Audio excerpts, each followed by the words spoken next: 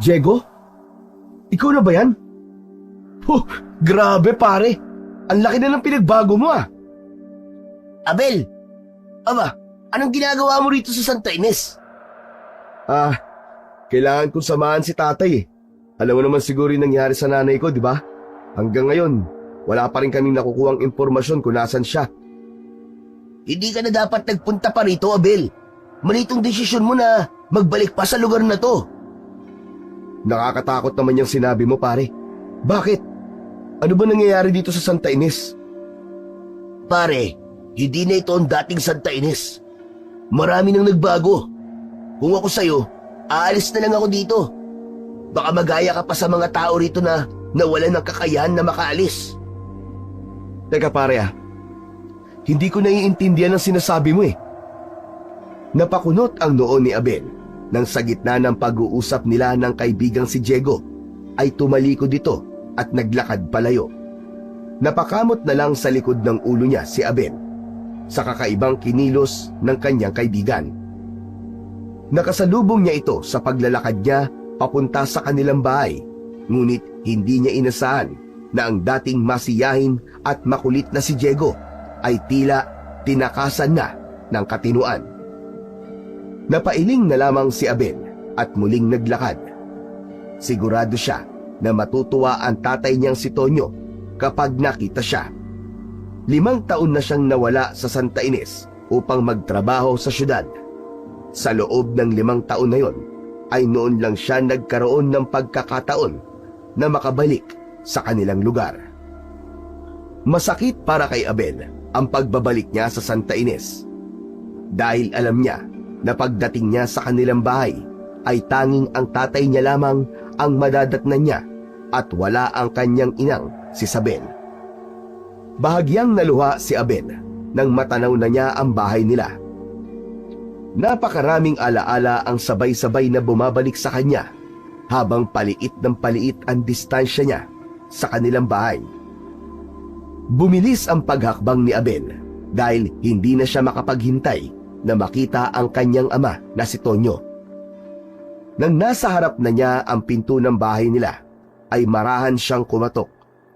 Agad yung bumukas at bumungad sa kanya si Tonyo na namumugto ang mga mata. Niyakap ni Abel ang ama niyang si Tonyo at tilapik sa likod. Anak, ginulat mo naman ako. Hindi ka nagsabi na uuwi ka ngayon. Gusto ko po talagang sorpresahin ka, Itay. Kumusta ka na po rito? Ayos naman ako, anak. Pero syempre, iba pa rin kapag nandito ka. Mahirap mag-isa, lalo na nawala ang nanay mo. Huwag ka mag-alala, Tay. Nandito na po ako. Sasamahan ko po muna kayo rito. Pumasok si Abel sa bahay nila at naupo sa may sala. May mapait na ngiti sa labi na tiningnan niya ang paligid ng bahay na tila walang nagbago. Naroon pa rin ang mga lumang gamit nila na hindi niya na alam kung ilang taon nang naroon. Wala pa rin po palang pinagbago ang bahay natin, Tay. Halos ganun pa rin po simula nung umalis ako. Hindi ko rin talaga binago ang ayos nitong bahay, anak. Baka kapag bumalik ang nanay mo magalit sa akin dahil binago ko. Kilala mo naman yun. Ayaw na may nakikialam sa mga ayos dito sa bahay. Sandaling natahimik si Abel nang mabanggit ni Tonyo ang nanay niya. Nilukob siya ng kalungkutan. Itay, si nanay po pala. Ano po bang nangyari? May impormasyon na po ba ang mga pulis? 2 buwan nang nawawala ang nanay mo. Pero wala pa rin silang masabi kung nasan si Sabel. Nagpaalam siya sa akin noon Napupunta lang siya sa bayan. Dapat babalik siya bago maghapunan. Pero hindi na siya nakauwi, anak. Tinanong ko na lahat ng mga kapitbahay natin. Pero hindi daw nila nakita ang nanay mo Sinuyod na rin ng mga pulis ang kagubatan. Pero wala.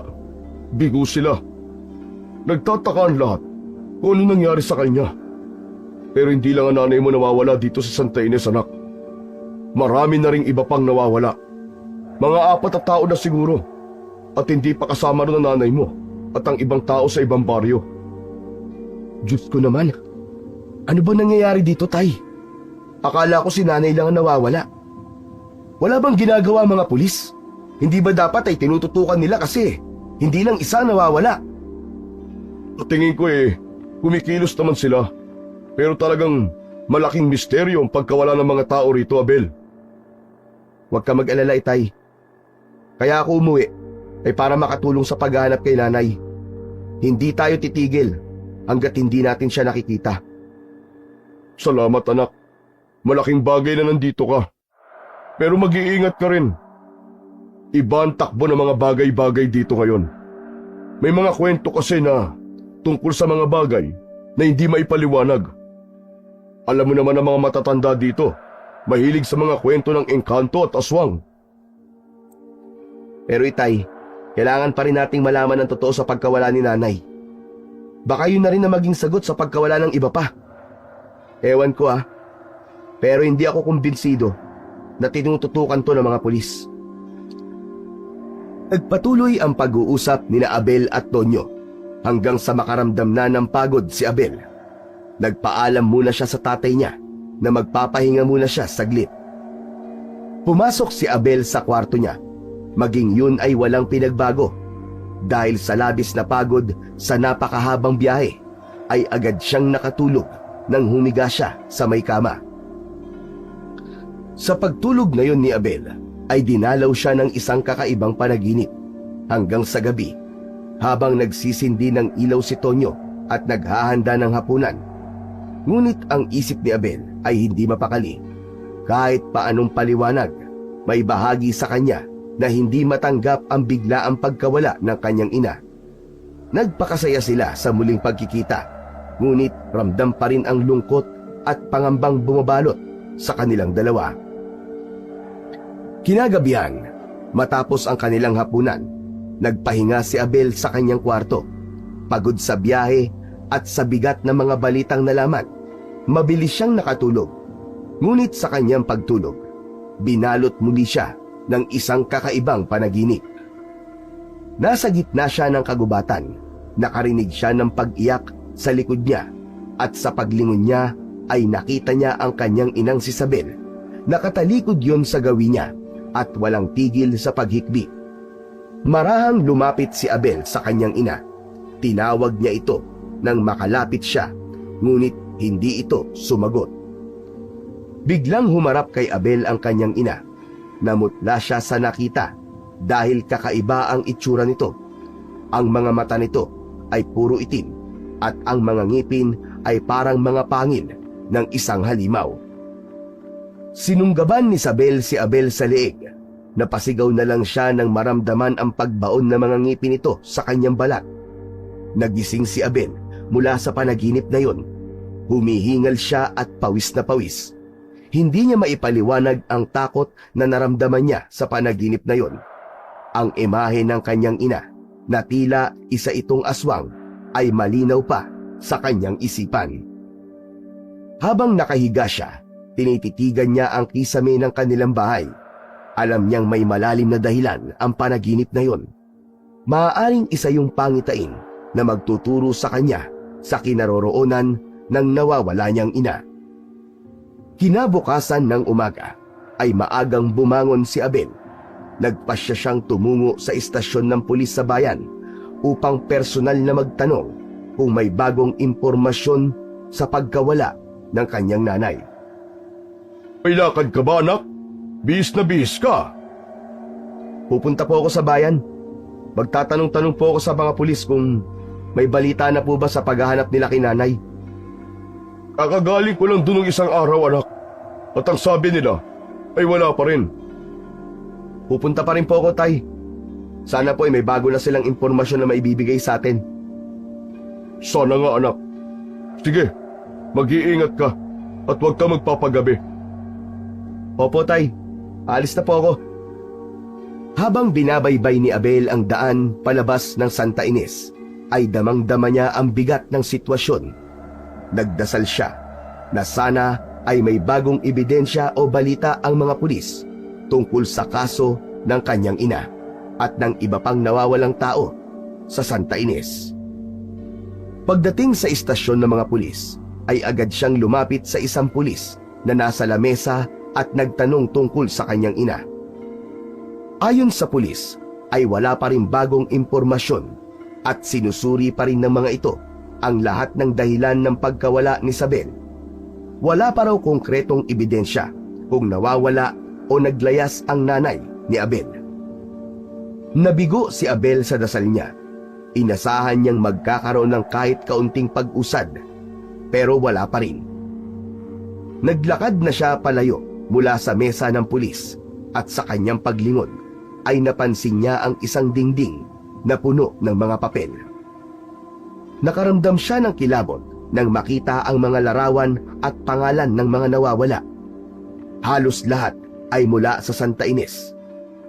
Napalunok si Abel dahil kabilang ang kanyang ina sa mga mukhang naroon. Agad siyang lumabas ng istasyon nang may kirot at bigat sa kanyang dibdib. Pagbalik ni Abel sa Santa Ines ay naisipan niya na maglakad-lakad muna at wag munang umuwi sa bahay nila. Nais niyang maging payapa kahit sandali ang isip niya, hanggang sa naalala niya ang sapa kung saan madalas sila noon ni Diego nung mga bata pa sila. Nagtungo ron si Abel at hindi niya inaasahan na naroon din si Diego. Nakaupo ito sa bato sa gilid ng sapa. Nakatulala ito habang nakatingin sa tubig.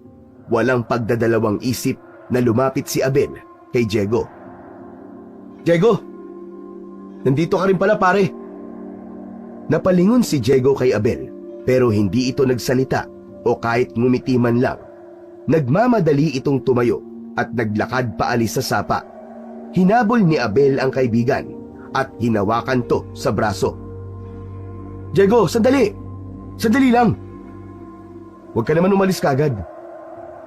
Kumusta ka na? Ang tagal nating hindi nagkita eh. Ano ba nangyayari sa'yo?" Huminto si Diego sa paglalakad pero hindi ito lumingon sa kanya. Umalis ka na, Abel. Umalis ka na at huwag ka nang bumalik. Teka, ano bang ibig mong sabihin? Alam mong hindi ako pwedeng umalis dito sa Santa Ines hanggat hindi ko nakikita ang nanay ko. Huwag ka na magtanong, Abel. Gawin mo na lang ang sinabi ko sa'yo. Kung gusto mo, isama mo na rin sa pag-alis ng tatay mo. Huwag mo nang hintayin, pare, na maging biktima ka rin ni Macario. Macario? Sino si Macario, Diego? Teka, hindi talaga kita maintindihan eh. Hindi na sinagot pa ni Diego ang katanungan na yun ni Abel. Inalis nito ang kamay niya sa braso nito at mabilis itong naglakad papalayo hanggang sa tuluyan na itong nawala sa kanyang paningin. Naiwan doon si Abel na litong-lito at punong-puno ng tanong. May kutob siya na merong pinagdadaanan si Diego at bilang kaibigan nito ay hindi siya papayag na hahayaan niya lang na ganun ito. Pag-uwi ni Abel sa kanilang bahay ay nadatnan niya ang kanyang ama na abala sa paghahanda ng pananghalian. Umupo siya sa hapagkainan. Bakas sa mukha niya ang pagkabalisa, hindi lang dahil sa pagkawala ng nanay niya, kundi maging sa nangyayari sa kaibigan niyang si Diego. "Anak, nandiyan ka na pala. Anong balita sa lakad mo?" "Ganun pa rin po, tay. Wala pa rin pong lead ang mga pulis eh." "Sabi ko naman sa'yo eh. Siguro kapag may nakuha na silang impormasyon, ay baka sila na mismo magsabi sa atin." "Tay, napansin niyo po ba si Diego nito mga nakaraang araw? Parang parang iba na po siya. Parang hindi na po siya yung Diego na kaibigan ko." "Napansin ko nga rin yan sa kaibigan mo, anak. Noong nakaraang buwan pa siya ganun eh. Hindi na siya tulad ng dati. Palagi na lang siya mag-isa. Dati-rati, sobrang mapagbiro nun. Pero ngayon, ibang-iba na siya." Napabuntong hininga si Abel.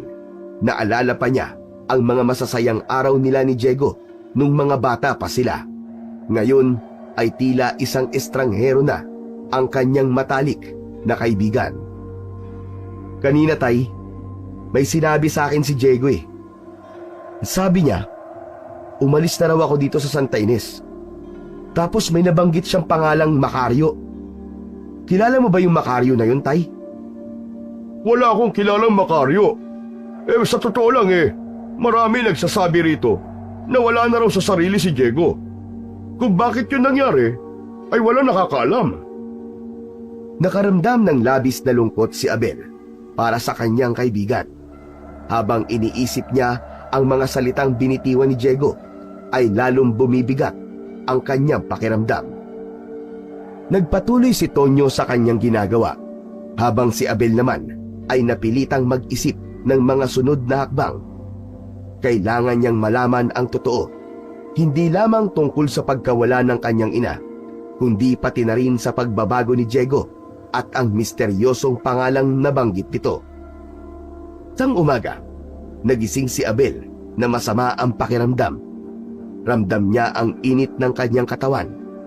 Tumayo siya mula sa kanyang higaan at naramdaman niya ang pananakit ng kanyang ulo. Pero nagpasya pa rin siyang lumabas ng silid niya upang kumain ng almusal kasama ang kanyang ama. Sa hapagkainan, tahimik na kumain si Abel. Halos hindi niya nagalaw ang pagkain niya dahil wala siyang ganang kumain. Anak, ayos ka lang ba? Parang nangangalumata ka. Masama ba ang pakiramdam mo? Nilalagnat po ako, Tay. Pero wag po kayo mag-alala. Iinom po ako ng gamot pagkatapos kong kumain. Pinilit ni Abel na kumain, ngunit matapos ang ilang subo, ay naramdaman niya na parang may humahalukay sa loob ng kanyang tiyan. Mabilis siyang tumayo at tumakbo sa lababo upang sumuka. May pag-aalalang lumapit si Tonyo kay Abel. Aba anak, baka nabati ka. Nilalagnat ka tapos nagsusuka ka pa.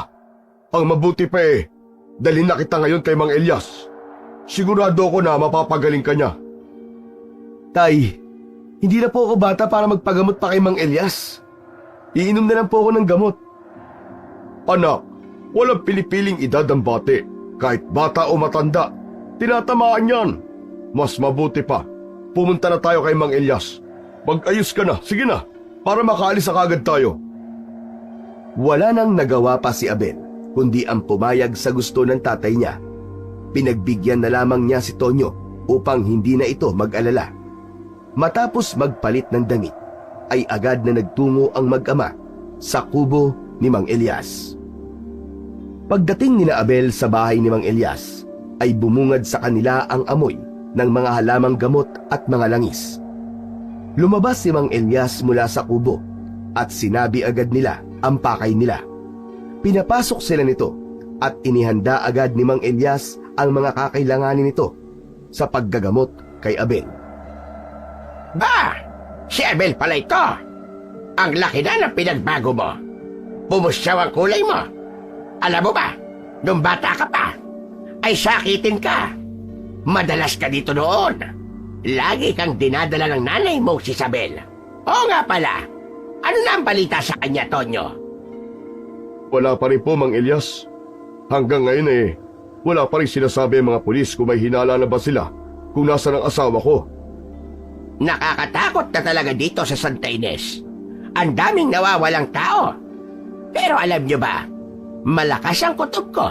Nakakaibang nilalang ang may kinalaman sa pagkawala ng mga tao dito sa Santa Ines at sa iba pang lugar. Napakunot ng noo si Abel at hindi napigilang magtanong. Ano naman pong nilalang ang tinutukoy niyo, Mang Elias? Hindi ko pa maaaring sabihin sa ngayon kung anong nilalang yun, Abel. Hindi ko nais magdulot ng takot sa mga tao. Saka na lang siguro ako magsasalita kapag sigurado na ako. Sinimulan ni Mang Elias ang panggagamot kay Abel, kaya hindi na nagawang magtanong pa ni Abel. Nadagdagan patuloy ang mga kailangan niyang isipin dahil sa sinabi ni Mang Elias. Sinuob ni Mang Elias si Abel at pagkatapos nun ay meron itong dahon na kinuha na kasing laki ng palad. Nilagyan nito yon ng langis at idinarang ang dahon sa apoy. Habang mainit-init pa ang dahon, ay itinapal nito yon sa tiyan ni Abel. Huwag mong tatanggalin ang dahon na yan sa tiyan mo, Abel. Hayaan mong kusang matanggal yan. Okay po, Mang Elias. Maraming salamat po. Mang Elias, may itatanong po sana ako sa inyo eh. Yung sinabi niyo pong kakaibang nilalang, may kinalaman po ba yun sa pagkawala ng nanay ko? Malaki ang posibilidad, Abel. Pero hindi pa tamang panahon para sabihin ko ang lahat. Baka makasama lang sa inyo kung ngayon ko ito ilalantad. Gaya ng sinabi ko, gusto ko munang makasiguro sa mga hinala ko. Matapos mag-abot ni Tonyo ng pera kay Mang Elias, ay nagpaalam na sila sa matandang albularyo. Inihatid pa sila nito sa labas. Marahang tinapik ni Mang Elias ang balikat ni Tonyo. Tonyo, bantayan mo ang anak mo. Marami pa tayong hindi alam sa totoong nangyayari ngayon dito sa Santa Ines. Maraming salamat po sa paalala, Mang Elias. Mauuna na po kami ni Abel. Hala, sige. Mag-iingat kayong mag-ama. Tahimik na umalis si Abel at Tonyo mula sa bahay ni Mang Elias. Habang naglalakad, ay hindi maalis sa isip ni Abel ang mga sinabi ni Mang Elias tungkol sa kakaibang nilalang na maaaring may kinalaman sa pagkawala ng kanyang ina. Nang sumunod na araw, ay naging maayos naman ang pakiramdam ni Abel. Habang kumakain sila ng almusal, ay agad niyang sinabi yun sa ama niyang si Tonyo. Tay, magaling na po ako. Wala na yung lagnat ko. Abay, mabuti naman. Mahusay talaga si Mang Elias. Wala talagang tatalo sa albularyong yun. Mamaya, magluluto ako ng ginataang langka para makapagpasalamat tayo sa kanya. Bibigyan natin siya ng lulutuin ko. Paborito kasi ni Mang Elias sa mga ginataang gulay eh. Tay, baka pwede ako na lang po magdadala sa kanya para personal po ako makapagpasalamat. Pagkatapos ng almusal, ay naging abala si Tonyo sa kusina. Binalatan at hiniwa nito ang langka. Maya-maya pa ay naaamoy na ni Abel ang mabangong niluluto ng kanyang ama. Bago sumapit ang tanghalian, ay tapos na sa pagluluto si Tonyo. Sumandok ito ng ginataang langka at pinuno nito ang isang malaking mangkok. Ipinatong nito ang mangkok sa pinggan at inabot yon kay Abel. Abel, dalhin mo tong ginataang langka kay Mang Elias. Ipaabot mo na rin sa kanya ang pasasalamat ko dahil napagaling ka niya, ha? Sige po tay, ako na pong bahala. Bilisan mo lang, anak, ha? Para pagbalik mo kakain na tayo. Agad na naglakad si Abel patungo sa bahay ni Mang Elias. Pagdating niya sa bahay ni Mang Elias, ay kumatok siya sa pinto. Ilang saglit lang ay bumukas yun at lumabas si Mang Elias. Ngumiti ang matandang albularyo nang makita si Abel. Aba, ikaw pala yan, Abel. Kumusta na ang pakiramdam mo? Ayos na po, magaling na po ako. Maraming salamat po, Mang Elias. Ito nga po pala. Dinalan ko po kayo ng ginataang langka bilang pasasalamat. Si tatay po ang nagluto niyan. Maraming salamat daw po. Aba, ay ganun pa. Ito talaga si Tonyo. Maraming salamat. Alam talaga ni Tonyo ang paborito kong ulam. Hala, sige. Halika rito. Pumasok ka muna at ililipat ko lang ng lalagyan nitong ulam. Pumasok sa kubo si Abel at naupo. Habang nasa maliit na kusina si Mang Elias, ay bumalik sa alaala ni Abel ang sinabi ni Mang Elias tungkol sa kakaibang nilalang.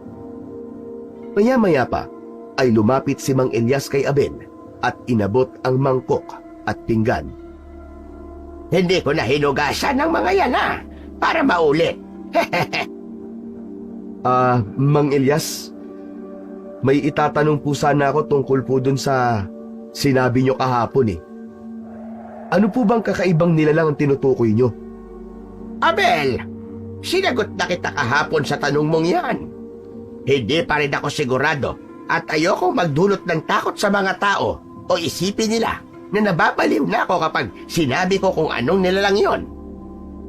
Mang Elias, nangangako po ako sa inyo na hindi ko po ipagsasabi sa kahit na kanino. Kahit po kay tatay, hindi ko po sasabihin. At hindi ko po iisipin na nababaliw kayo. Gusto ko lang po talaga malaman kung ano ang totoo at anong klaseng nilalang po ang sinasabi nyo. Minga ng malalim si Mang Elias. Tila pinag-isipan pa nito kung sasabihin ba nito ang nalalaman niya. Maya-maya pa ay isang malalim na paghinga ang pinakawalan ng matandang albularyo. Aasahan ko na tutupad ka sa pangako mong yan, Abel. Kaya magsasalita na ako sa'yo. Matagal niyang panahon ang nakakalipas ay may isang malakas na aswang ang nanalasa dito sa Santa Ines. Kakaiba ang lakas niya, kaya masasabi ko na hindi siya pangkaraniwang aswang. Sa sobrang lakas niya, ay may kakayahan siyang gawing aswang ang isang ordinaryong tao. Noon pa man, marami na siyang nasirang buhay at pinatay. Pero tumulong ang mga diwata para matalo siya. Ano po? Tama po bang narinig ko? Tumulong ang mga diwata? Nagbigay ang mga diwata ng isang makapangyarihang sandata sa isang karapat-dapat na tao. Ano pong makapangyarihang sandata yon, Mang Elias? Isang ginintuang sibat. Ipinagkatiwala ito sa taong yon at nagawa niyang talunin si Macario. Pero hindi namatay si Macario. Nakatakas si Macario, Abel. At sa tingin ko, bumalik na siya dito. Kaya nawawala ang mga tao dito sa Santa Ines. Natigilan si Abel at bumilis ang tibok ng kanyang puso. Bumalik sa isip niya ang isang usapan nila ng kaibigan niyang si Diego kamakailan lamang. May nabanggit si Diego noon na ang pangalan ay Macario. Sandali lang po. Si Diego po, yung kaibigan ko. Nabanggit din po niya sa akin ang pangalan ng Macario. Ang sabi niya ay umalis na ako rito sa Santa Ines bago pa ako maging biktima ni Macario. Mukhang may alam si Diego tungkol kay Macario. Kailangan makausap natin siya. Kung may impormasyon siya tungkol kay Macario, makatutulong yon para malaman natin kung ano ang susunod na hakbang natin. Tama, Mang Elias. Kung tama ka sa inala mo na si Macario ang dahilan ng pagkawala ni nanay at ng iba pa, baka matulungan niya tayo ni Diego. Pero kung totoong nandito na ulit si Macario, paano po natin siya malalabanan? Nasaan po ba ang gininto ang sibat? Nang maglaho ang taong pinagkatiwalaan ng mga diwata, ay naglaho na rin ang gininto ang sibat. Kaya hindi ko alam kung nasa na yun ngayon. Pero sa ngayon, ay kailangan muna nating makausap si Diego. Kailan po natin siya kakausapin? Mamayang gabi, pagkatapos ng hapunan. Huwag mo itong ipapaalam sa ibang tao, Abel. Dapat ay maging maingat tayo. Sige po, Mang Elias, nangangako po ako. Sige, magkita po tayo mamayang gabi. Pupuntahan ko na lang po kayo rito. Tumayo na si Abel at nagpaalam na kay Mang Elias. Habang naglalakad pa uwi, hindi niya maiwasang mapaisip sa bigat ng impormasyong nalaman niya. Kung totoo ang lahat ng yun, ay nasa malaking panganib sila.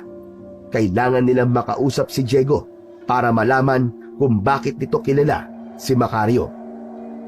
Dumating na si Abel sa kanilang bahay at gaya ng ipinangako niya kay Mang Elias, ay hindi niya sinabi sa kanyang ama ang naging usapan nila ng matandang albularyo. Kinagabihan, matapos maghapunan ay nagpaalam si Abel kay Tonyo na magtutungo siya kay Mang Elias upang makipagkwentuhan. Pagdating niya sa bahay ni Mang Elias, ay agad silang nagtungo sa bahay ni Diego. Pagdating ni Abel sa bahay ni Diego, ay nagkatinginan sila ni Mang Elias bago kumatok si Abel. Ilang saglit pa ang lumipas bago bumukas ang pinto.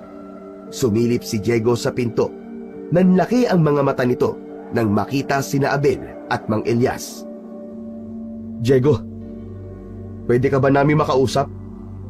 Hindi sumagot si Diego. Sa halip, mabilis nitong isinarado ang pinto, pero naging mas mabilis si Abel. Agad niyang iniharang ang sarili sa pintuan, kaya hindi yung tuluyang naisarado ni Diego. Sandali lang, Diego, sandali! Kailangan lang namin ng ilang minuto. Hayaan mo kami makausap ka. Umalis na kayo. Ayoko makipag-usap sa kahit na sino. Itinulak ni Abel si Diego kaya nagawa niyang buksan ng malaki ang pinto. Nauna siyang pumasok at sumunod kagad sa kanya si Mang Elias. Payas na kayong dalawa! Wala kayong makukuhang sagot sa akin! Diego, gusto lang naming malaman ang totoo. Kilala mo ba si Macario? Hindi agad nakasagot si Diego. Tumalikod ito. Wala akong kilalang Macario! Wala! Diego, huwag kang magsinungaling. Nabanggit mo sa akin ang pangalan niya nung nagkita tayo sa sapa. Sabihin mo sa amin ang totoo. May kinalaman ba si Macario sa mga nawawalang tao dito sa Santa Ines? Hindi nagsalita si Diego, na natili itong nakatalikod sa kanila. Ano bang ibig mong sabihin nung sinabi mo na baka ako ang maging isa sa biktima ni Macario? Ano ang alam mo, Diego? Pakiusap. Magsalita ka naman, oh. Sabihin mo sa amin ang katotohanan kung may alam ka. Hindi ko alam ang sinasabi mo. Lumayas ka na! Lumayas na kayo! Diego, alam kong may alam ka. Sabihin mo sa amin kung nasan si Macario. Maaari pa natin pigilan ang mga mangyayari. Naniniwala ako na malaki ang maitutulong mo para mapigilan natin ang balak ni Macario rito sa Santa Ines. Tumigil kayo! Wala kayong alam! Lumayas kayo! Layas! Nagsimulang magwala si Diego. Ibinato nito ang mga gamit sa mesa. Lahat ng gamit na mahawakan nito ay ibinabato niya sa dingding. Nagkalat at nasira ang mga gamit, kaya mabilis na lumapit si Abel kay Diego para pigilan ito. Diego, ano ba?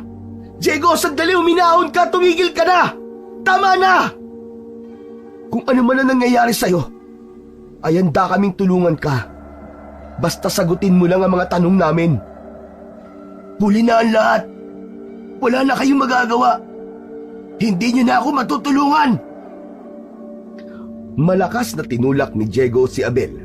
Natumba si Abel, pero agad din siyang bumangon. Lalapit sana siya ulit kay Diego, pero mabilis itong tumakbo palabas ng bahay. Diego, sandali! Diego! Bumalik ka rito! Sinubukan ni Abel habulin si Diego, ngunit mabilis itong nawala sa paningin niya. Para bang nilamon ng kadiliman ang kaibigan niya. Huminga ng malalim si Abel. Labis siyang nag-alala para kay Diego. Hindi niya inasahan na magiging ganoon ang reaksyon ng kaibigan niya. Naguluhan siya at hindi niya alam kung ano ang kanyang dapat na gawin. Mang Elias, nawala si Diego. Di ko alam kung saan siya nagpunta. Kailangan natin siyang tulungan, Mang Elias. Kung totoo nga ang sinasabi ng mga tao na nawawala na sa katinoan niya si Diego. Hindi nawawala sa katinoan si Diego, Abel. May mas malalim na dahilan kung bakit siya nagkakaganon. Ano pong ibig niyong sabihin? Ano po bang nangyayari kay Diego? Hindi ko pa alam. Pero isa lang ang sigurado ko. Takot siya. Hindi siya baliw. May alam siya na ayaw niyang malaman ng ibang tao. Labis na nag-alala si Abel sa kalagayan ng kaibigan nito. Gusto niyang maintindihan kung bakit nagbago si Diego at kung ano ang tinatago nito. Alam niyang may mas malalim na misteryo sa likod ng mga kilos ng kaibigan niya at kailangan nilang malaman yon bago pa lumala ang sitwasyon. Isang umaga, mag-isa si Abel sa loob ng bahay nila. Iniisip niya ang mga napakaraming nangyayari sa Santa Ines simula nang dumating siya roon. Maya-maya pa ay dumating na ang tatay niya. Tila wala sa sarili na umupo ito sa tabi ni Abel. Nakatulala ito at parang may napakalaking problema na dala. Itay, ayos lang po ba kayo? May nangyari po ba? May natagpo na bangkay ng babae sa may sapa, Abel. Wakwak ang dibdib at wala na ang puso. Nakita ko mismo. Grabe, nakakakilabot.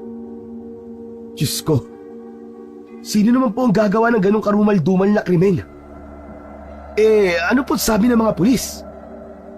Wala pa silang suspek. Pero narinig ko sa mga tao, na aswang daw ang pumatay sa babae kaya ganun ang itsura ng bangkay. Hindi nagsalita si Abel. Doon niya napagtanto na tama ang lahat ng hinala ni Mang Elias. Mukhang nagbalik na nga ang malakas na aswang na sinabi sa kanya ng matandang albularyo. Naisip niya na kailangan niyang makausap muli si Mang Elias tungkol sa bagay na yon. Tay, aalis po muna ako ha. O bakit? Saan ka pupunta? Kay Mang Elias lang po. At ano naman ang gagawin mo ron? Masakit po kasi ang tiyan ko eh. Magpapagamot lang po ako sa kanya. Ganun ba? Sasamahan na kita. Hindi na po kailangan, Tay. Kaya ko na po ito. Bago pa tuluyang magpumilit si Tonyo na samahan si Abel, ay nagmamadali na siyang umalis. Ayaw niyang ipaalam sa tatay niya ang mga napag-uusapan nila ni Mang Elias dahil sigurado siya na mag-aalala lang ito sa kanya. Pagdating ni Abel sa bahay ni Mang Elias, ay nakita niyang nakabukas ang pinto, kaya walang pasabi na pumasok siya roon. Nagulat si Mang Elias sa biglaang pagdating ni Abel. Abel! Aba, ano tumahangos ka? Mang Elias, may masama pong balita eh.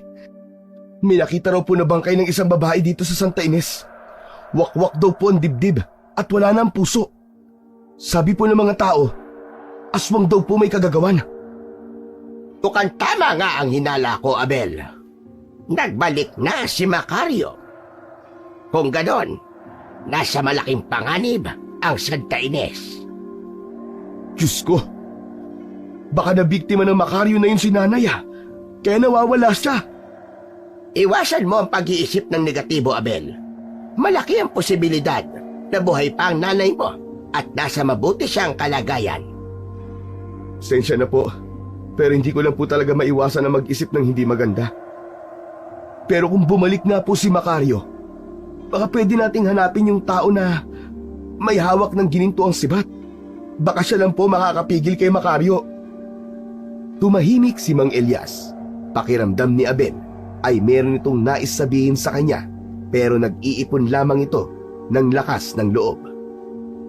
Hindi mo na kailangan pang hanapin ang taong yon, Abel.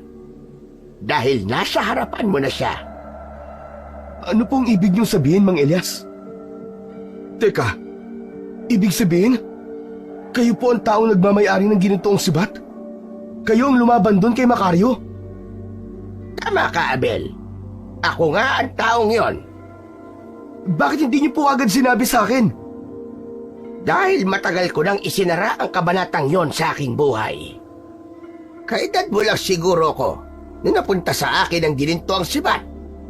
Binawi lang yun sa akin ng mga diwata dahil lang akala nila ay tuluyan ng sumuko at nagtago si Macario.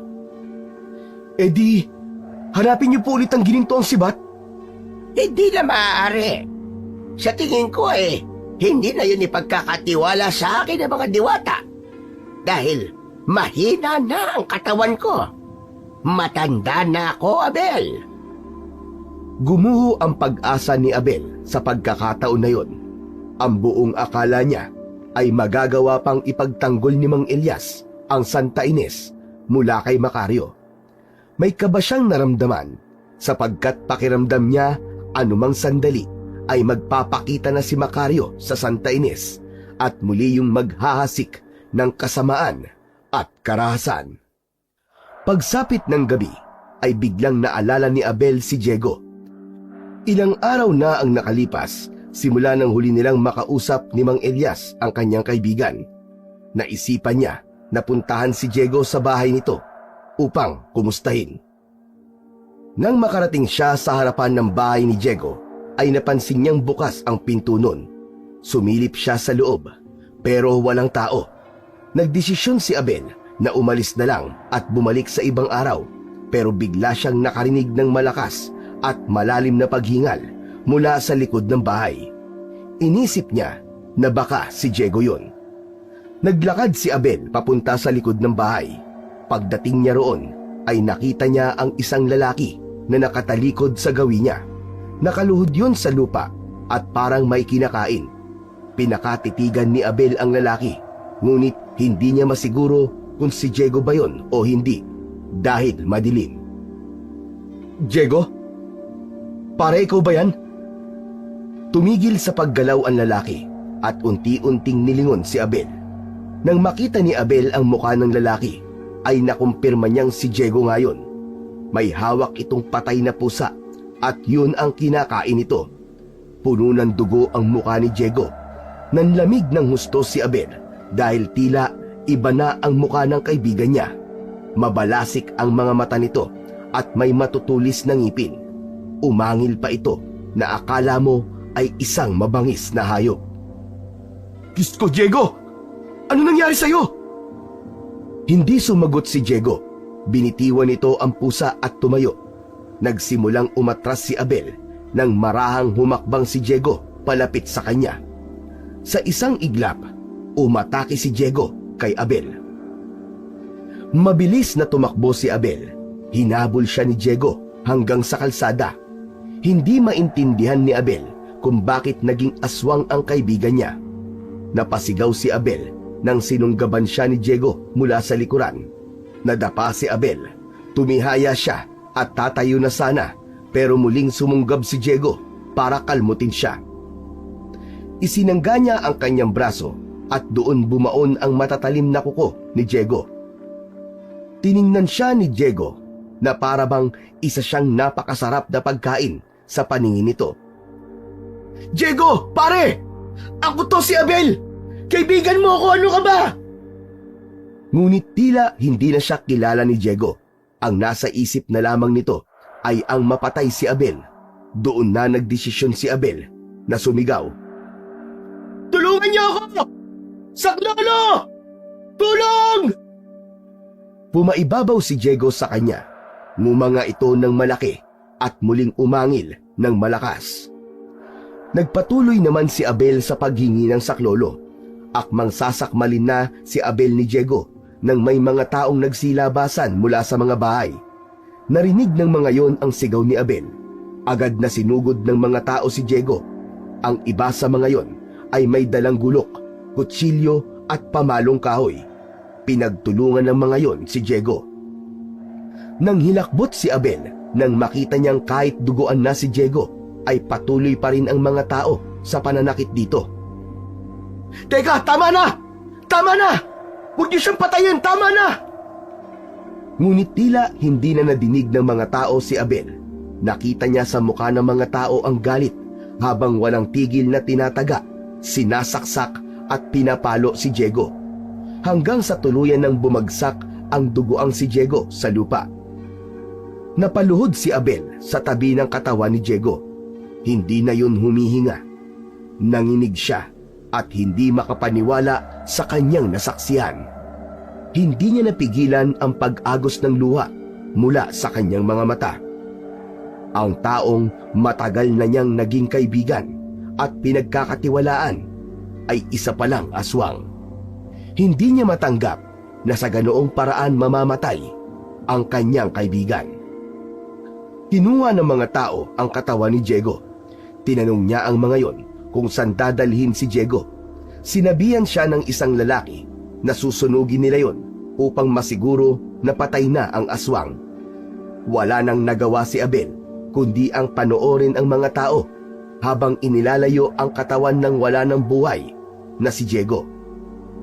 Matapos ang insidente, bumalik si Abel sa kanilang bahay. Nakatulala siya at natuyo na ang luha sa kanyang muka.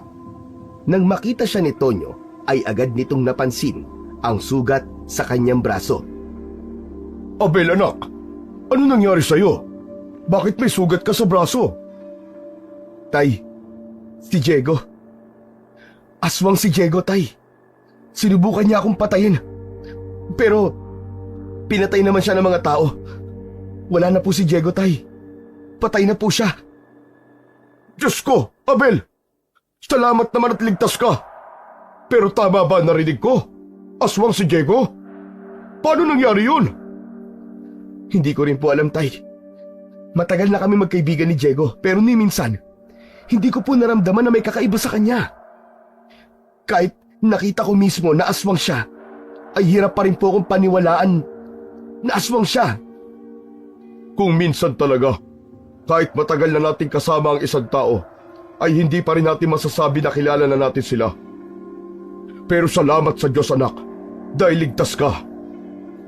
Tumango na lamang si Abel dahil hindi niya na kayang itago pa ang sakit na nararamdaman sa pagkawala ng kaibigan niya. Sana, nalaman ko agad na aswang si Diego, tay. Sana may nagawa pa ako para matulungan siya. Wala kang kasalanan, anak. Hindi mo kontrolado ang mga nangyayari sa ibang tao. Nang sandaling yon, ay bumalik sa isip niya ang mga masasayang sandali na kasama niya ang kaibigan niyang si Diego. Nang sumunod na araw, ay dumating si Mang Elias sa bahay ni na Abel. Nasa labas nun si Abel. Nagwawalis siya sa harapan ng bahay ng mga oras na yon. Mang Elias, napadalaw po kayo. Nandyan ba ang tatay mo, Abel? Wala po rito si tatay eh. Nasa bayan po. Bakit po, Mang Elias? Tumingin si Mang Elias sa paligid na parang sinisiguro nitong walang ibang tao na makakarinig sa mga sasabihin nito. Mabuti naman kung ganon. Gusto kong makausap ka nang tayong dalawa lang, Abel. Ano pong pag-uusapan natin, Mang Elias? Parang seryoso po yan ah. Totoo ba ang narinig kong balita, Abel? Yung tungkol kay Diego? Totoo bang aswang siya at inatake ka niya? Opo, totoo po yun, Mang Elias. Hindi ko rin po akalain na aswang si Diego. Nakakalungkot lang po na napatay po siya ng mga tao. Baka po kasi matulungan pa natin siya na maging tao eh. Ngayon ay sigurado na ako. Nagbalik na nga rito si Macario. Ganito rin ang ginawa niya noon. Ginagawa niyang aswang ang mga inosenteng tao para maghasik ng lagim dito sa Santa Ines. Kung ganun po, hindi talaga aswang si Diego? Ginawa lang siyang aswang ni Macario? Tama ka, Abel. Bata pa lang kilala ko na kayo ni Diego. At alam kong hindi aswang ang kaibigan mo na yon. Siguro kaya siya nagbago ay nais niyang itago sa mga tao na naging aswang siya. Alam niya kasi na paniguradong papatayin siya ng mga tao kapag nalaman na isa siyang aswang. Nalulungkot po talaga ako, Mang Elias, sa sinapit po ng kaibigan ko. Pero ano na po ang gagawin natin ngayon? Paano po natin mabibigyan ng tuldok ang kasamaan ni Macario? Kailangan natin makuha ang ginintoang sibat. Yun lang ang tanging sandata na makakapatay kay Macario. Hindi po ba sabi nyo hindi nyo na kayang gamitin ang ginintoang sibat? Pero salamat po dahil nagbago ang isip nyo, Mang Elias. Kung ano man po may tutulong ko para makita nyo ulit ang ginintoang sibat, ay gagawin ko po. Maaasahan nyo ako sa bagay na yan, Mang Elias. Hindi ako maghahanap, Abel. Kundi ikaw. Ha? Ako po? Teka, bakit po ako? Bakit hindi na lang po kayo? Hindi ko na kaya, Abel. Tulad nga lang sinabi ko, matanda na ako. Ang katawan ko ay hindi na kasing lakas ng dati. Ikaw ang nakikita kong karapat-dapat na gumamit ng ginintoang sibat.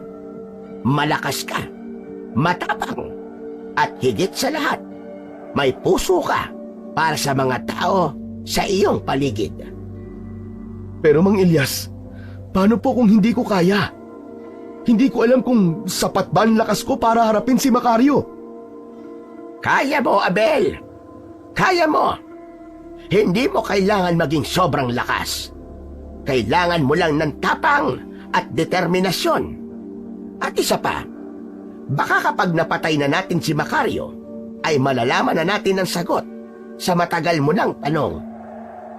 Kung nasaan po si nanay? At ano nangyari sa kanya? Tama ka, Abel. Baka may kinalaman talaga si Macario sa pagkawala ng nanay mo at ng iba pang mga tao. Natigilan si Abel at pinag-isipan niya ang alok ni Mang Elias.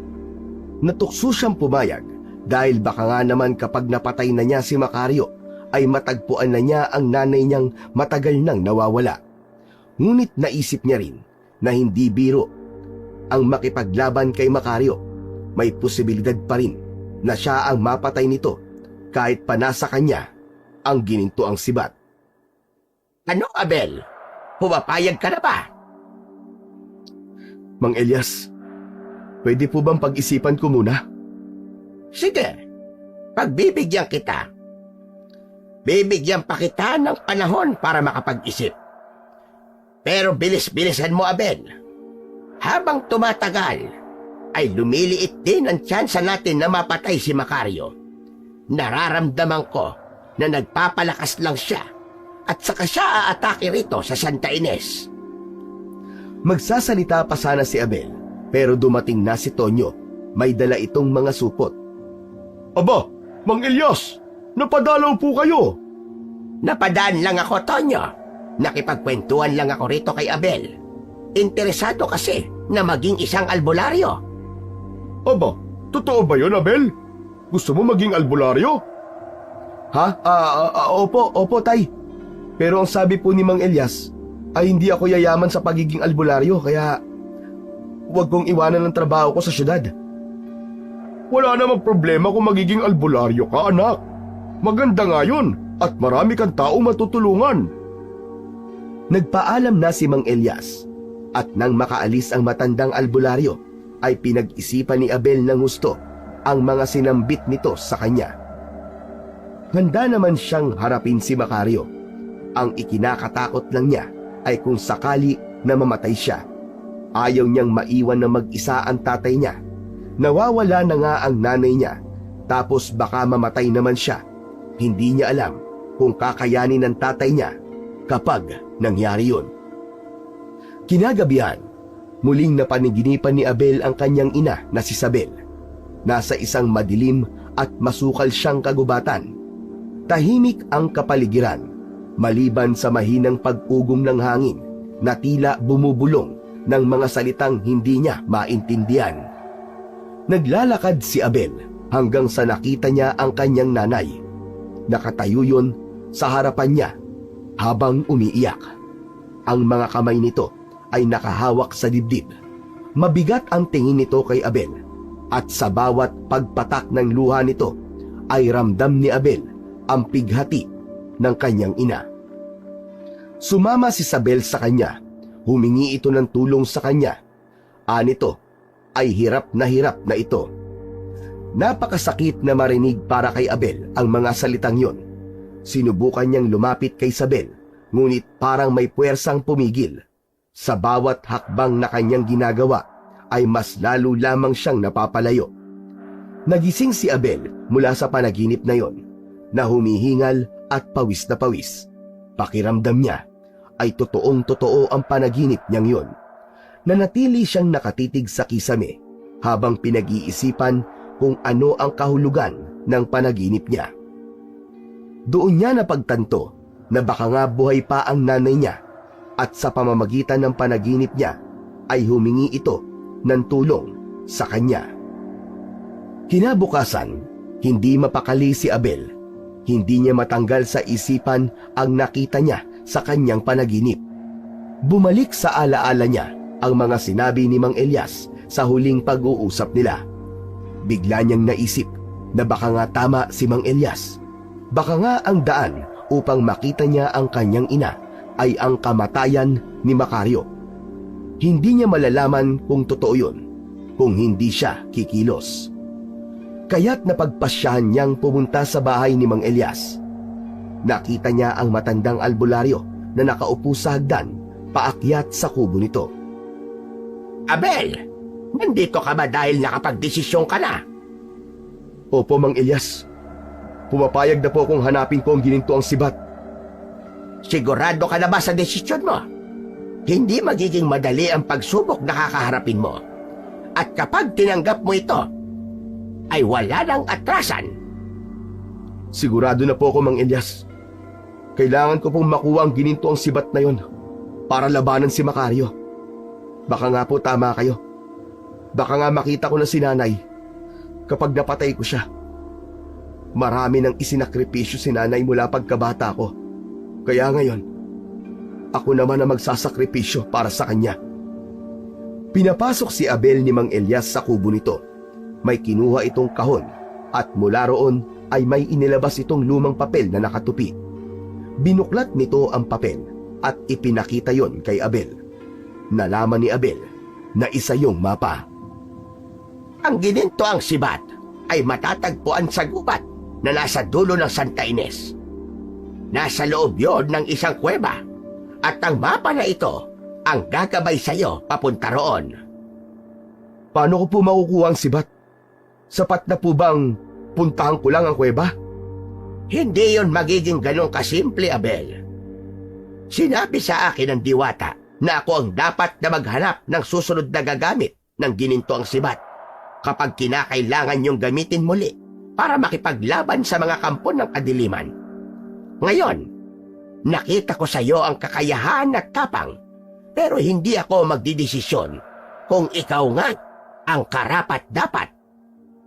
Teka, ano pong ibig niyong sabihin? Susubukin ka ng diwata, Abel. Sila ang magdidesisyon kung karapat-dapat kang gumamit ng ginintoang sibat. Ako lamang ang pipili ng taong may posibilidad na magiging susunod na tagapangalaga ng ginintoang sibat. Kailangan mong maging matatag, lalo na kapag pumasok ka na sa kuweba. Doon, mas malakas ang mga pagsubok na darating sa'yo. At sa oras na makita mo na ang sibat, kailangan mo itong patakan ng sarili mong dugo. Saka mo lang siya maaaring hawakan at kunin. Kapag nagawa mong mahila ang sibat mula sa isang bato, ibig sabihin ay pinili ka na rin ng mga diwata bilang tagapangalaga ng ginintoang sibat. Napalunok si Abel. Kinabahan siya. Ngunit sinabi niya sa sarili niya na hindi siya maaaring magpatalo sa kaba at takot. Handa na po akong harapin ang lahat ng pagsubok, Mang Elias. Basta makuha ko lang po ang ginintoang sibat at makita na namin ni tatay si nanay. Matagal na tinitigan ni Mang Elias si Abel. Kita sa mga mata nito ang paghanga at tiwala sa binata. Malakas ang kutob ko na kaya mo, Abel. At sa tingin ko, hindi lang sibat ang makukuha mo ron. Marahil, pati ang mga sagot sa hinahanap mo. Tumango si Abel. Umasa siya na sa gagawin niyang yon ay mabibigyan ng liwanag ang misteryo sa pagkawala ng kanyang ina. Yun ang nagbigay sa kanya ng lakas para isagawa ang misyon na yon. Saan po ako magsisimula, Mang Elias? Inilapit ni Mang Elias ang daliri sa mapa at itinuro ang daan patungo sa kuweba. Sundin mo ang daang ito. Huwag kang lilihis.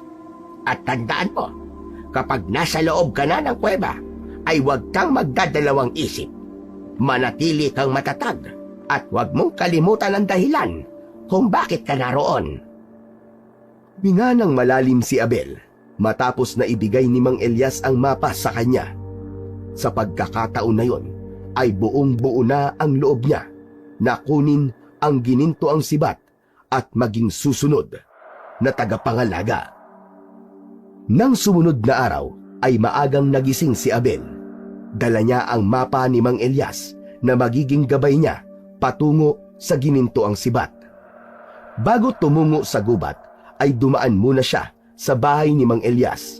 Agad naman siyang hinarapan ng matandang albularyo. Mang Elias, ngayon na po ako pupunta sa ginintoang sibat. Nais ko po sanang humingi ng basbas niyo para mas lalo ako magkaroon ng lakas ng loob para mapagtagumpayan ang misyon na ito. Ipinatong ni Mang Elias ang isa nitong kamay sa ibabaw ng ulo ni Abel.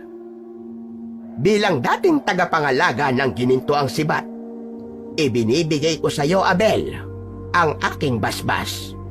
Naway makayanan mo ang lahat ng pagsubok na iyong makakasalubong sa daan.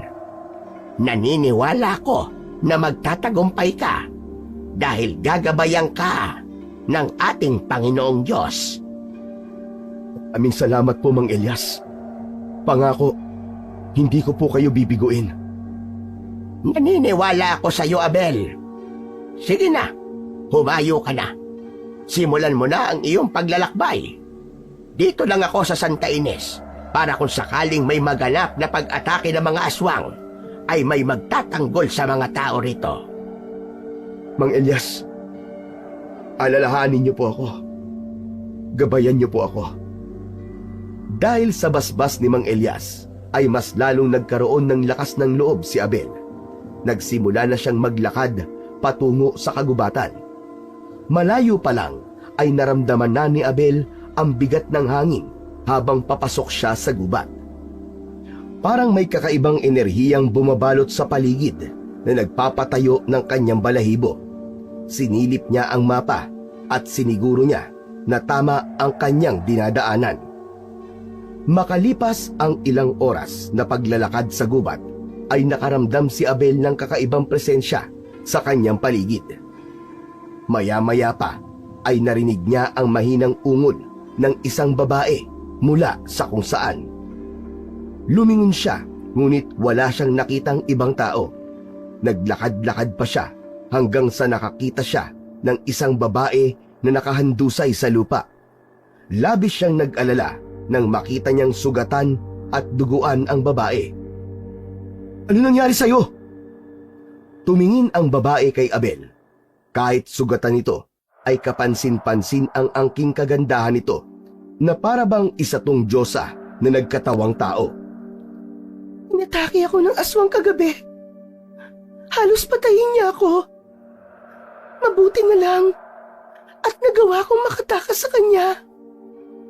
Halika, ililipat kita ng pwesto kung saan mas komportable ka.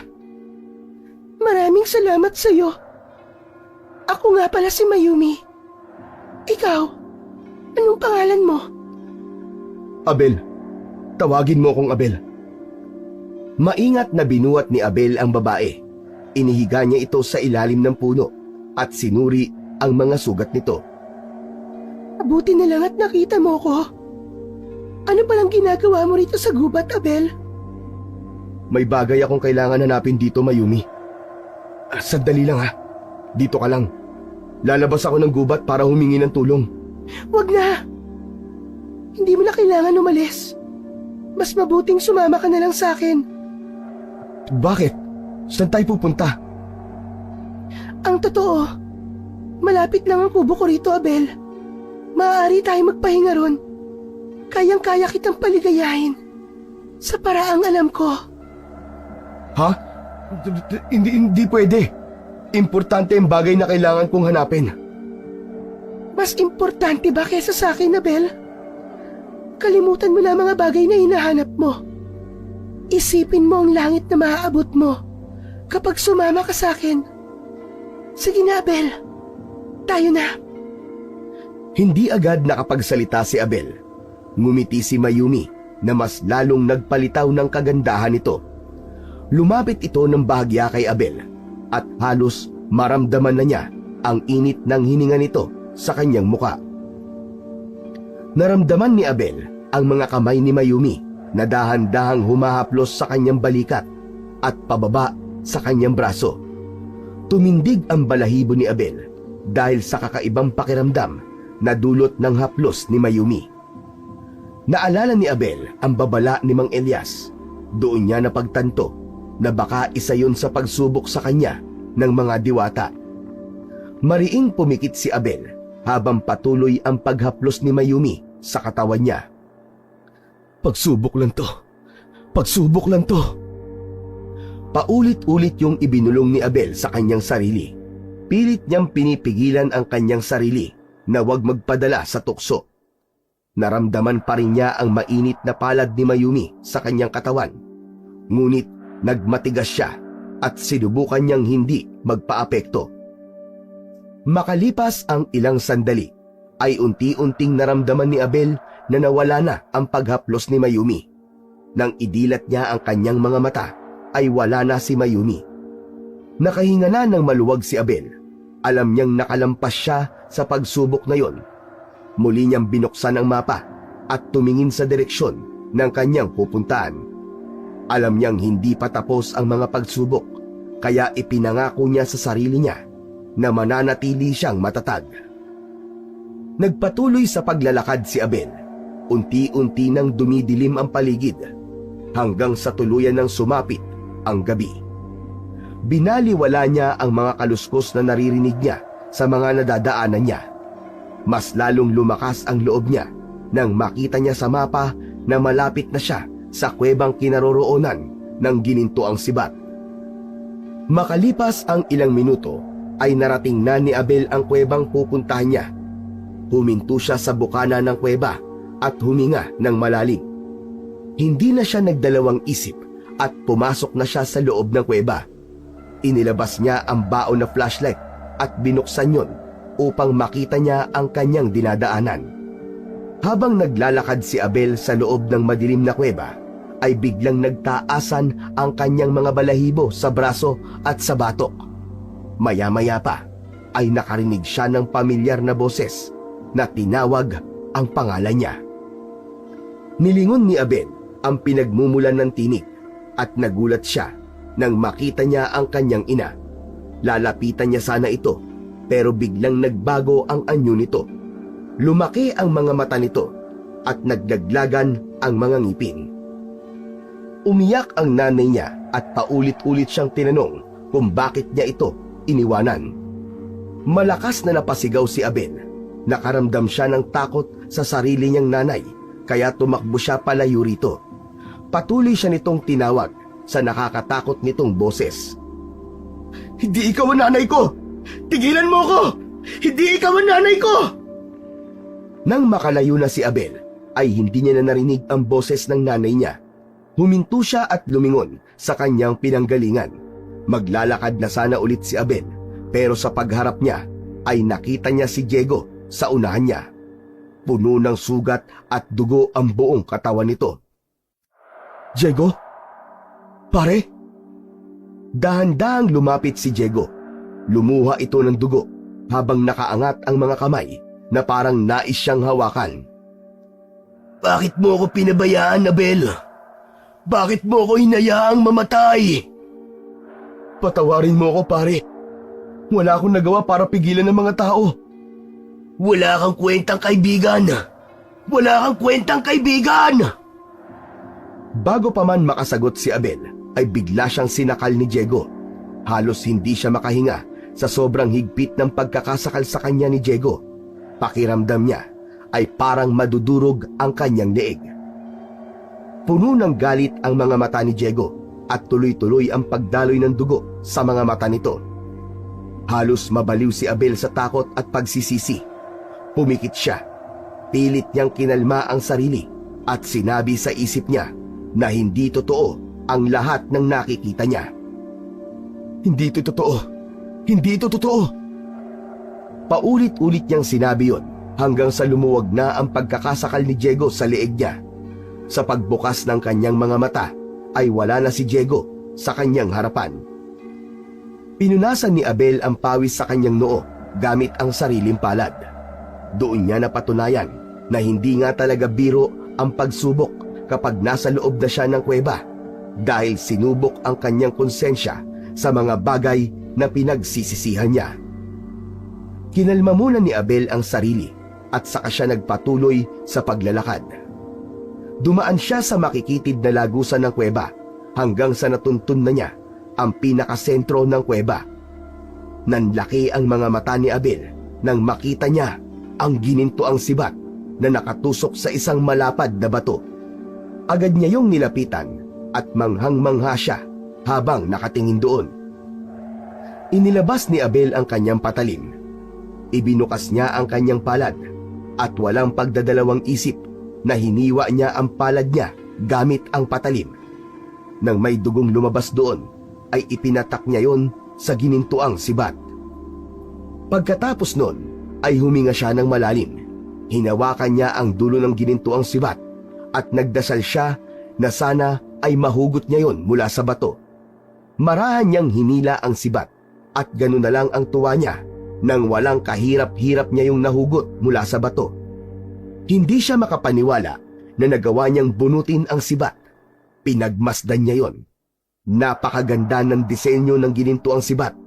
Bawat simbolo na nakaukit doon ay tila puno ng hiwaga at kapangyarihan.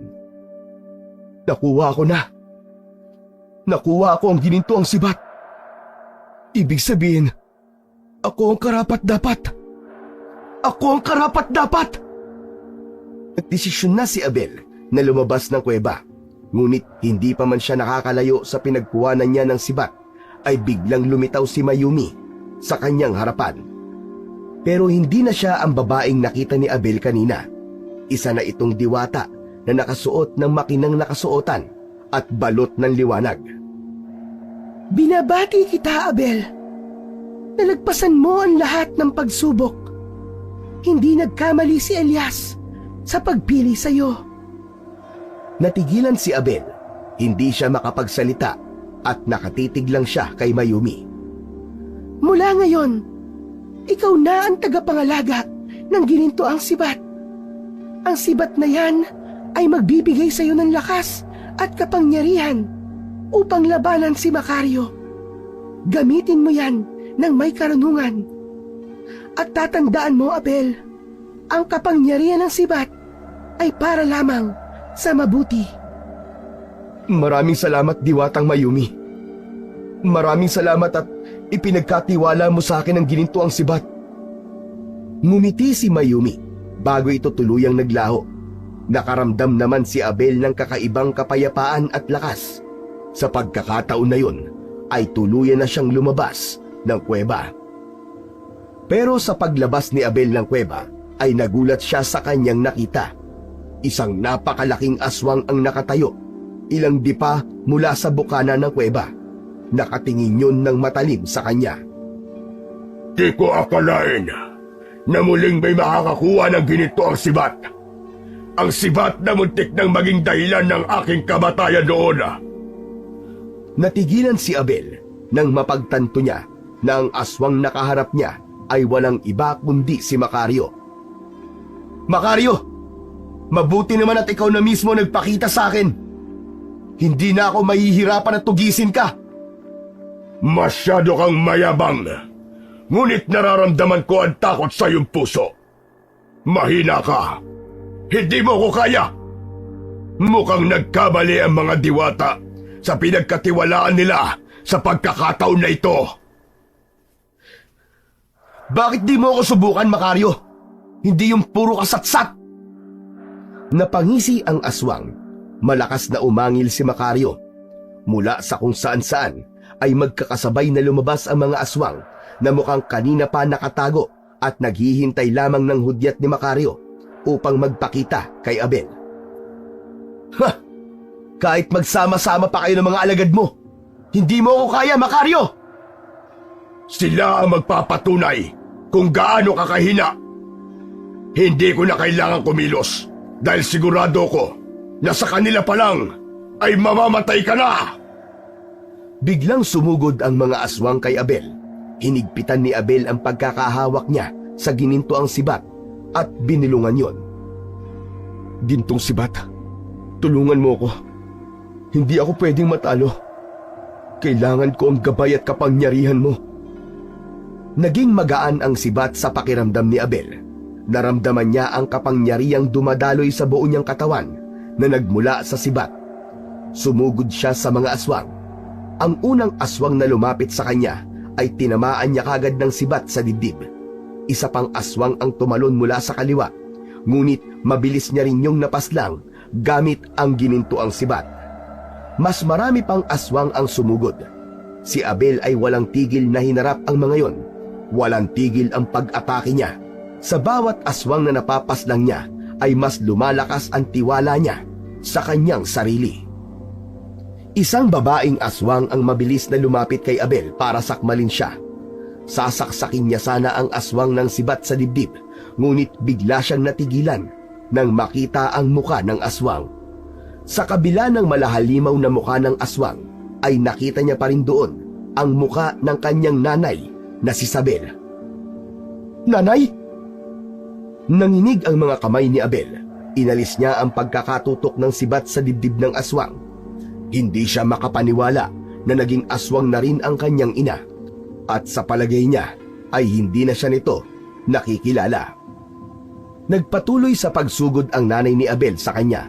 Sinunggaban siya nito at kinagat siya sa balikat. Bumaon ang matatalim nitong mga ngipin sa kanyang laman. Napasigaw si Abel sa sakit. Nang makawala siya sa pagkakakagat ng nanay niya, ay mabilis siyang tumakbo palayo rito.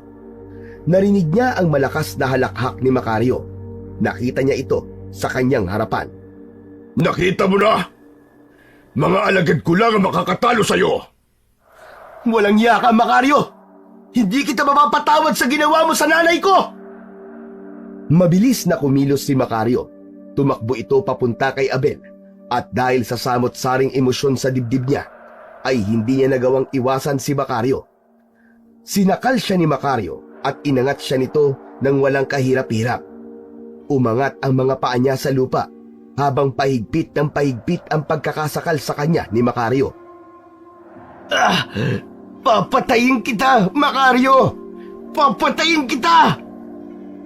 Gagawa mo pa ba yun? Sa kalagayan mo ngayon? Mahina ka.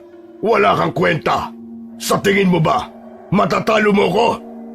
Hindi pa ipinapanganak ang taong makakapatay sa akin. Hirap na si Abel. Nawawala na ang kanyang lakas at ang gininto ang sibat na kanina'y mahigpit niyang hawak ay tuluyan ng nakawala sa kanyang kamay. Bumagsak yun sa lupa. Matiim na nakatingin si Abel kay Macario habang pilit siyang kumakawala kahit tila imposible pa siyang makawala sa pagkakasakal nito. Habang sinasakal ni Macario si Abel, ay hindi siya tumigil sa pag-iisip ng paraan kung paano siya makakawala. Halos wala na siyang hininga, ngunit hindi niya inalis ang determinasyon sa kanyang puso. Sa hindi inaasahang pangyayari, ay narinig ni Abel ang pagsigaw ng nanay niya. Sinabi nito na bitiwan ni Macario si Abel. Biglang sumugod si Sabel at tumalon sa likuran ni Macario. Mariin nitong kinagat ang batok ni Macario. Napasigaw si Macario sa sakit at nabitiwan nito si Abel. Lumayo si Macario kay Abel habang pilit itong inaalis ang nanay ni Abel sa likod nito. Habang patuloy na nagpupumiglas si Macario, ay nagawa nitong alisin ang nanay ni Abel sa likod nito. Malakas nito yung ibinalibag sa lupa. Napasigaw si Abel nang masaksihan ang ginawa ni Macario sa kanyang ina. Itinaas ni Macario ang mga kamay nito na may matutulis na kuko. Alam ni Abel na itatarak nito yon sa kanyang nanay, kaya mabilis siyang nag-isip ng dapat niyang gawin. Mabilis na dinampot ni Abel ang gininto ang sibat sa lupa at ibinato niya yon ng buong lakas kay Macario. Napasigaw si Macario sa matinding sakit.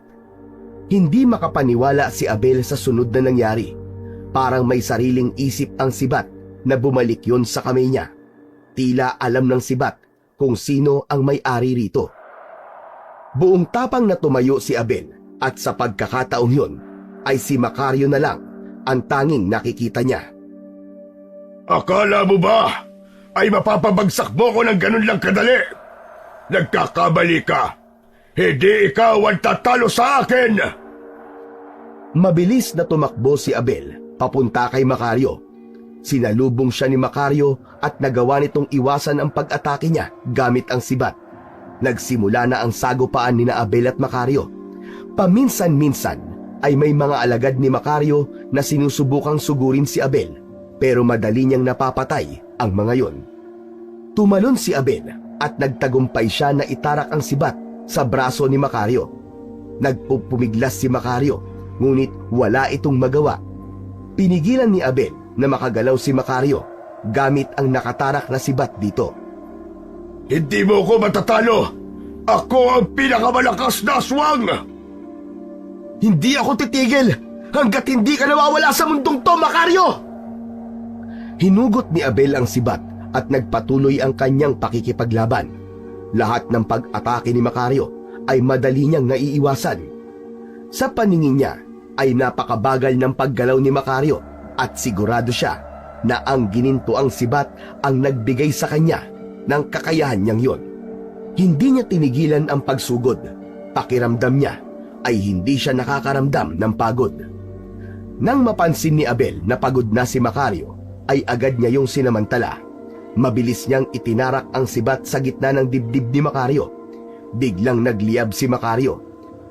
Nang hugutin ni Abel ang sibat, ay napaluhod sa lupa si Macario habang patuloy itong nilalamon ng naglalagablab na apoy.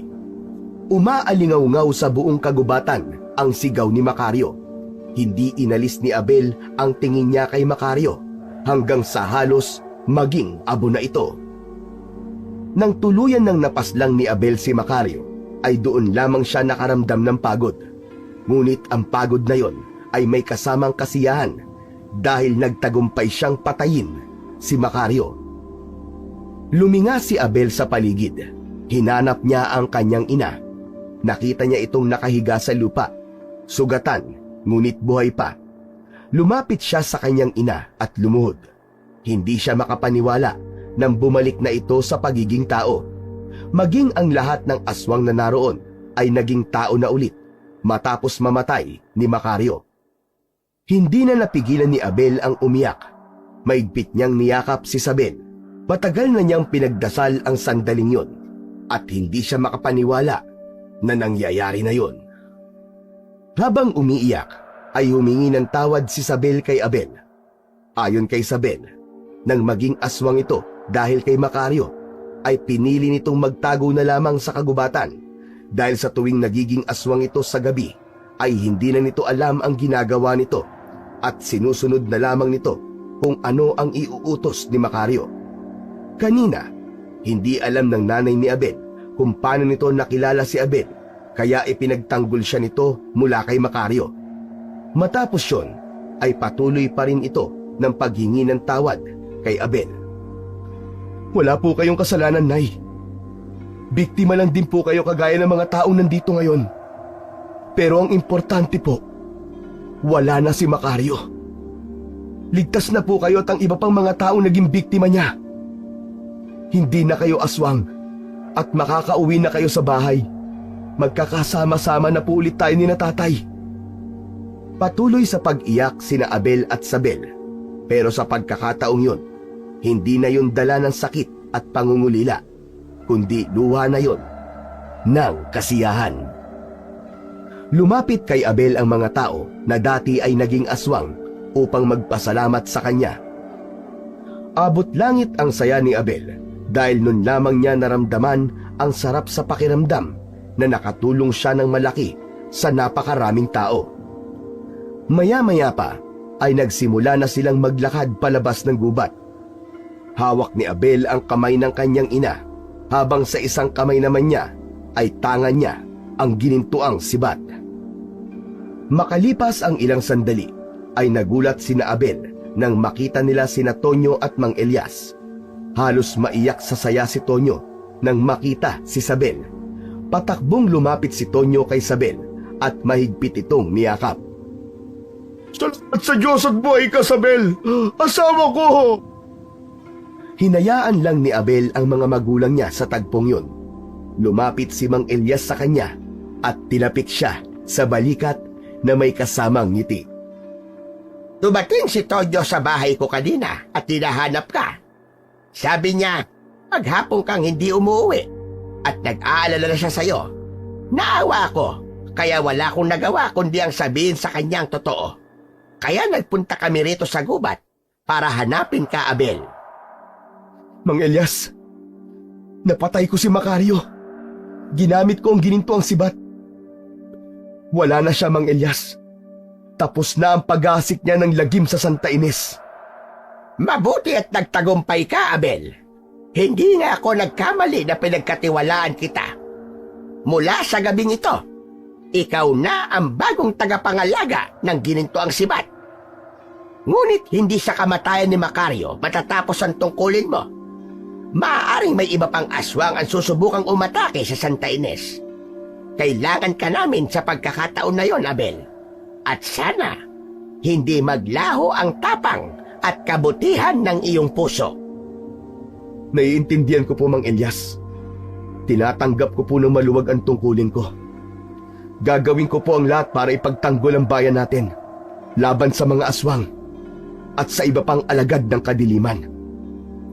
Tiningnan ni Abel ang ginintuang sibat na hawak niya. Alam niyang hindi pa tapos ang laban niya. Alam niya na may paparating pang mga panganib, pero buo na ang loob niya alam niyang handa na siya sa kahit na anong laban at pagsubok na darating sa buhay niya at sa Santa Ines. Lumapit si Tonyo kay Abel at siya naman ang niyakap nito. Ipinagmamalaki kita, anak. Noon pa man ay alam ko nang may kakaiba sa'yo. Alam ko na may magagawa kang kabayanihan at sa gabing ito ay pinatunayan mo na isa ka talagang bayani. Maraming salamat po, Tay. Pero pasensya na po kayo kung naglihim po ako sa inyo. Wala yun, anak. Ang mahalaga ay nailigtas mo ang nanay mo at ang iba pang mga taong nawawala. Hindi lang kami ng nanay mo ang pinasaya mo, anak, kundi ang mga pamilya ng mga taong nandito. Maya-maya pa ay magkakasabay na silang naglakad palabas ng gubat. Habang binabaybay nila ang daan pauwi, pakiramdam ni Abel ay unti-unti na ring bumabalik sa normal ang lahat. Wala na ang bigat ng takot sa kanyang dibdib at masaya siyang kompleto na muli ang kanyang pamilya. Alam niyang kahit may malaking responsibilidad na nakaatang sa kanyang balikat, ay magagawa niya yung dalhin dahil palaging nasa tabi niya ang mga mahal niya sa buhay upang suportahan siya. Matapos ang lahat ay nagdesisyon si Abel na wag nang umalis sa Santa Ines. Naisip niya na mas makakabuti na kasama niya ang kanyang mga magulang upang mabantayan niya ang mga ito. Isa rin sa dahilan niya ng pananatili roon ay upang gampanan ang kanyang tungkulin bilang bagong tagapangalaga ng Ginintuang Sibat. Diego? Ikaw na ba yan?